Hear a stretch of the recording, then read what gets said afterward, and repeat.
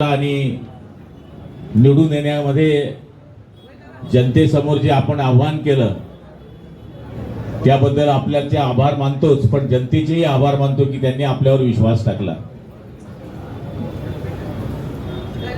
मला सुद्धा स्वतः व्यक्तिगत आनंद आहे की मी पण सुद्धा जवळपास 25-30 वर्षापासून राजकारणामध्ये आहे. पण एक वेळेस असाच निकाल जिल्हा परिषद मध्ये माझ्या निवडणुकीमध्ये लागला होता. ज्यावेळेस मी 99ला आमदार झालो त्यावेळेस 6 पैकी 6 जिल्हा परिषदच्या सीट या माझ्या निवडून आल्या होत्या आणि पंचायत समितीच्या 12 पैकी 11 निवडून आल्या होत्या.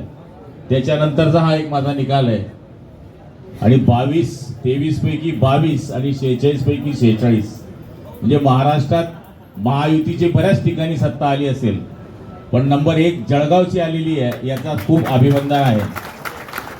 म्हणजे नाशिक मध्ये गिरीश भाऊंच्या नेतृत्वाखाली, जळगावमध्ये जरी त्यांच्या नेतृत्वाखाली आपण लढलो असलो तरी आपण गिरीश भाऊंना नाशिकपेक्षा जास्त बदलेलं नाही. म्हणजे त्यांच्यापेक्षा आपण इथं भारी पडलोय. त्यांना सांगायचा अर्थ असा आहे की निश्चितपणाने कार्यकर्ता जर एकजुटीने काम करत असला तर त्याची फलश्रुती काय असते याचं जिवंत उदाहरण आहे.